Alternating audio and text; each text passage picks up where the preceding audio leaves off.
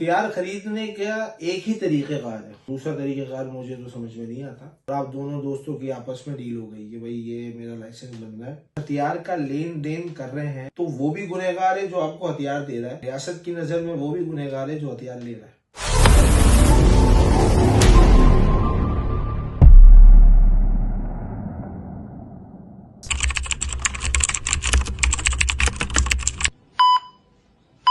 अस्सलाम वालेकुम गाइस, मैं सनम लाहौरी एक बार फिर आपके सामने हाजिर है। अच्छा जी, पहले मैं बहुत बहुत माजरत, जो है ना लंबी छुट्टियां हो गई, 1-1.5 महीना जो है ना वो आपसे गायब रहे। काफ़ी दोस्तों ने पर्सनल में भी सवाल किया, यार सनम भाई वीडियो बनाना छोड़ दिए क्या, या डिस्कस करना छोड़ दिया, बताना छोड़ दिया। नहीं नहीं भाई, बिल्कुल बताते रहेंगे जब तक जिंदा है इंशाल्लाह। अच्छा, आज का जो मौजू है मेरा वो बहुत ख़ास भी है उन लोगों के लिए जिनको इसकी अवेयरनेस नहीं है, और उन लोगों के लिए याद दहानी है जिनको ये पता है। हथियार खरीदने का एक ही तरीक़ेकार है, दूसरा तरीक़ेकार मुझे तो समझ में नहीं आता। आपका लाइसेंस बना, आपने अपना लाइसेंस लिया और आप अपने हथियार की तलाश के लिए बाजार में निकल गए, और किसी भी ऑथोराइज डीलर से जहां आपको हथियार समझ में आया आपने हथियार परचेज कर लिया।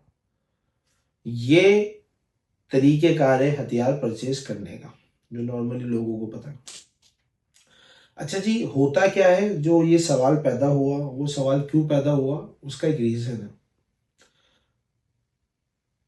आपके दोस्त ने एक हथियार खरीदा हुआ है जो आपके दोस्त के लाइसेंस पे चढ़ा हुआ है, और वो हथियार आपको पसंद आ गया, और आप दोनों दोस्तों की आपस में डील हो गई कि भाई ये मेरा लाइसेंस बन रहा है, और मेरा लाइसेंस बनकर आएगा ना तो मैं आपसे हथियार ये खरीद लूँगा।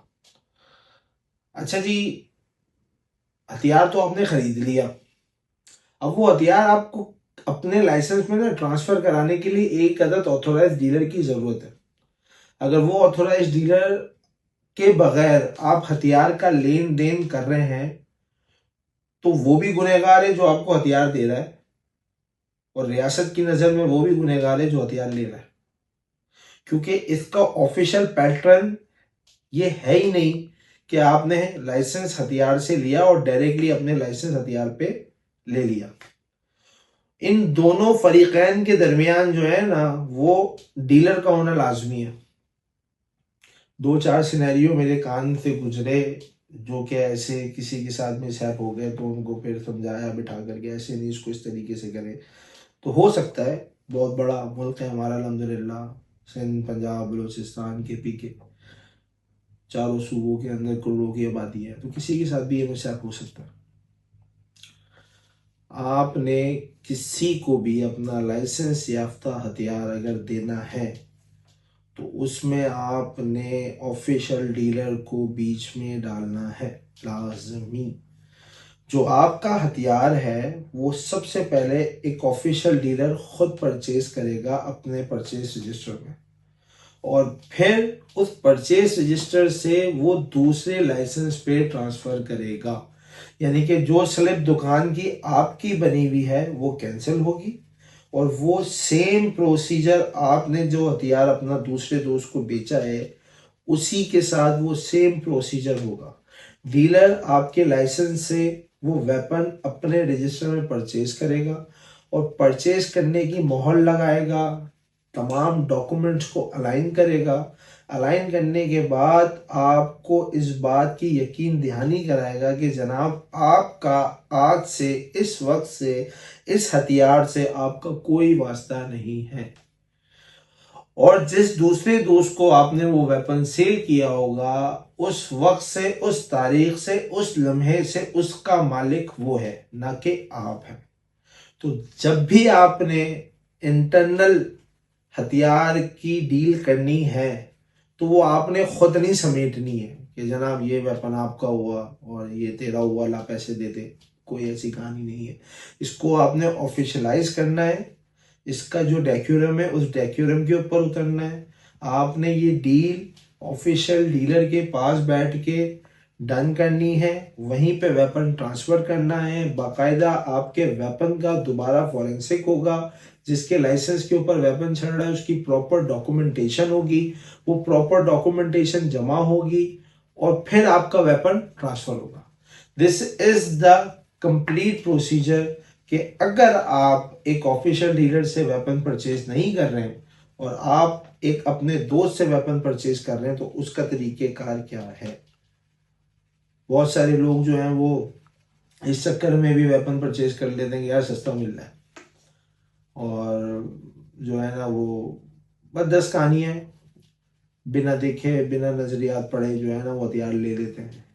रियासत ऐसे लोगों को जुर्मदार समझती है। रियासत ने एक कवानीन बनाया हुआ है, उस कवानीन के तहत आपने काम करना है।